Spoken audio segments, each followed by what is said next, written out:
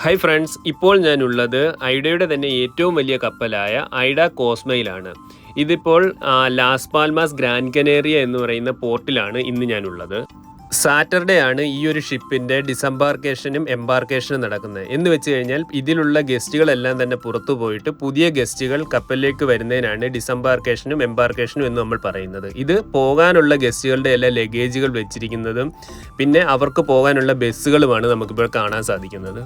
Cruise ടെർമിനലിൻ്റെ തന്നെ തൊട്ടടുത്തുള്ള ഒരു അക്വേറിയത്തിലേക്കാണ് ഇന്ന് ഞാൻ നിങ്ങളെ കൊണ്ടുപോകുന്നത്. ആ അക്വേറിയം എന്ന് പറഞ്ഞു കഴിഞ്ഞാൽ ലോകത്തിലെ തന്നെ ഏറ്റവും വലിയ അക്വേറിയങ്ങളിൽ ഒന്നാണ്. ഈ ഒരു ടെർമിനലിൽ വരുന്ന കൂട്ടുകാർക്കെല്ലാം തന്നെ പോകാൻ പറ്റുന്ന ഏറ്റവും അടുത്തായിട്ടുള്ള ഒരു ഷോപ്പിംഗ് കോംപ്ലക്സ് ആണിത്. അതുവഴി തന്നെയാണ് നമ്മൾ നടന്ന് അങ്ങോട്ട് പോകുന്നത്. എന്ന് പറഞ്ഞാൽ നമ്മൾ പോകുന്ന ആ ഒരു അക്വേറിയം നടന്നു പോകാനുള്ള ദൂരമേ ഉള്ളൂ. അവിടെ ചെല്ലുക. ഇത് നമ്മൾക്ക് പ്രത്യേകം നിങ്ങൾ ഓർത്ത് വെച്ചിരിക്കേണ്ട, ക്രൂവിന് എല്ലാ തരത്തിലും ഇവിടെ ഫ്രീ ആണ്. എൻട്രി നമ്മൾക്ക് ₹1 പോലും കൊടുക്കേണ്ട ആവശ്യമില്ല. നമ്മുടെ ക്രൂ കാർഡ് കാണിച്ച് തന്നെ നമുക്കിതിനകത്ത് കയറാൻ സാധിക്കുന്നതാണ്. ക്രൂ ഒഴികെ ബാക്കിയുള്ളവർക്കെല്ലാം തന്നെ ടിക്കറ്റ് എടുത്ത് വേണം അകത്ത് കയറാൻ. അതിനുള്ള ടിക്കറ്റ് നിരക്കുകളും എല്ലാം തന്നെ അവരവിടെ പ്രദർശിപ്പിച്ചിട്ടുണ്ട്. അതുപോലെ തന്നെ ഓൺലൈനായിട്ട് ടിക്കറ്റ് എടുക്കേണ്ടവർക്ക് അവിടെ QR കോഡ് സൗകര്യവും പിന്നെ അതുപോലെ തന്നെ നമുക്ക് അവിടെ നിന്ന് ടിക്കറ്റ് എടുക്കാനുള്ളവർക്ക് കൗണ്ടർ ഏരിയയും എല്ലാം തന്നെ അവരവിടെ അറേഞ്ച് ചെയ്തിട്ടുണ്ട്. പിന്നെ നമ്മൾ അകത്ത് കയറുന്നു. അകത്ത് കയറി ഇതാണ് നമ്മൾ അവിടെ കയറി ചെല്ലുമ്പോൾ ഉള്ള അവിടുത്തെ എൻട്രൻസിൻ്റെ അവിടെ തന്നെ നമുക്കവിടെ ഒരു സ്റ്റാഫിനെ കാണാൻ സാധിക്കും. അവർ ഫുള്ളായിട്ടുള്ള എക്സ്പ്ലെയിൻ ചെയ്യുന്നുണ്ട് എങ്ങനെയാണ് പോകേണ്ടതും. അതുപോലെ തന്നെ അവർ നമുക്കൊരു വെൽക്കം കിറ്റ് പോലെ ഒരു പേപ്പറും തരുന്നുണ്ട്. അതെന്ന് പറഞ്ഞാൽ അവിടുത്തെ ഫുൾ ഡീറ്റെയിൽസ് കണ്ടു വേണം നമ്മൾ അകത്തോട്ട് കയറാനാണ്.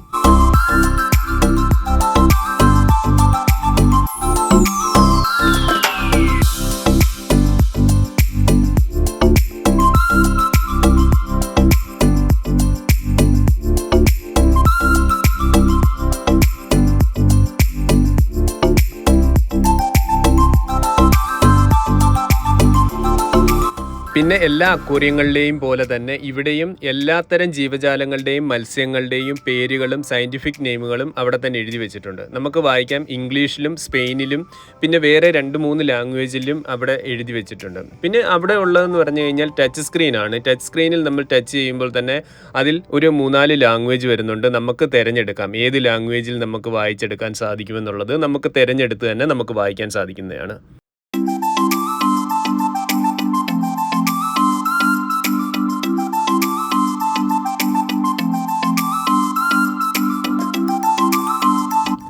ചില വലിയ മത്സ്യങ്ങളുടെ ഫോസിലുകളും നമുക്കിവിടെ കാണാൻ സാധിക്കുന്നുണ്ട്. ഇത് അവിടുത്തെ തന്നെ ഏറ്റവും വലിയ മത്സ്യം ഏതായിരുന്നു ആ മത്സ്യം എന്നുള്ളത് നിങ്ങൾക്കറിയാവുന്നവർ കമൻറ്റ് ചെയ്യുക.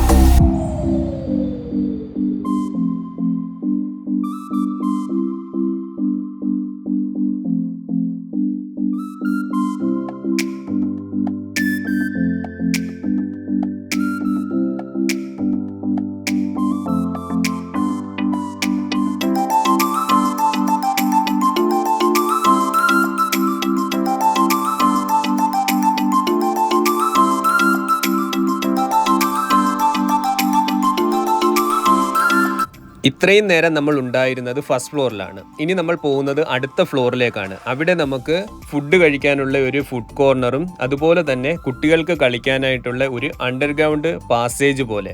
ഇത് ഗ്ലാസ് കൊണ്ടാണ് നിർമ്മിച്ചിരിക്കുന്നത്. അതുവഴി നമുക്ക് അകത്തോട്ടും അവിടോട്ട് ഇങ്ങോട്ടും എല്ലാം പോകാവുന്ന രീതിയിലാണ് അവരത് നിർമ്മിച്ചിരിക്കുന്നത്.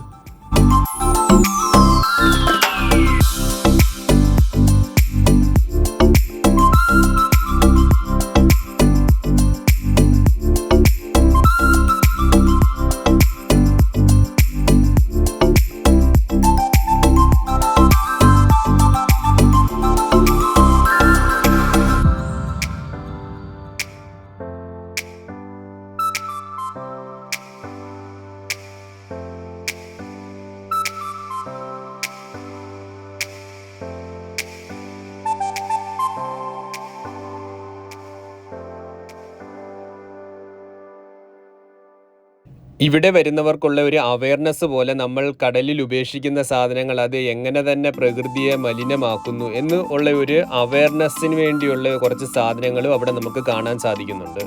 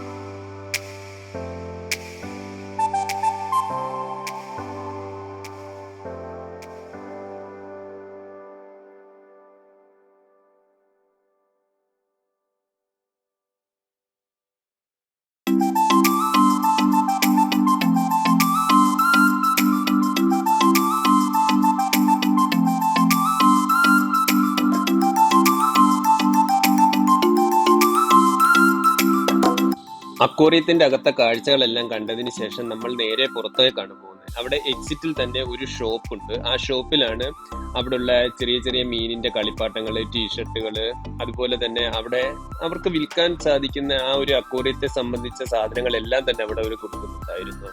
പിന്നെ നമ്മൾ നേരെ പുറത്തിറങ്ങി നമ്മൾ നേരെ എൻട്രൻസിന്റെ നേരെ ഓപ്പോസിറ്റ് തന്നെയാണ് എക്സിറ്റ് ആയിട്ട് നമ്മൾ പുറത്തു വരുന്നത്.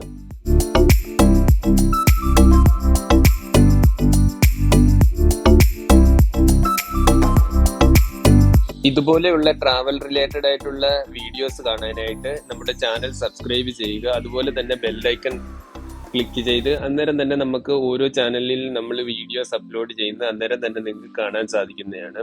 ഈ അക്വേറിയത്തിന്റെ വിഷയങ്ങൾ ഇവിടെ വെച്ച് തീരുകയാണ്. അടുത്ത ഒരു വീഡിയോസിൽ കാണുന്നവരേക്കും നന്ദി, നമസ്കാരം.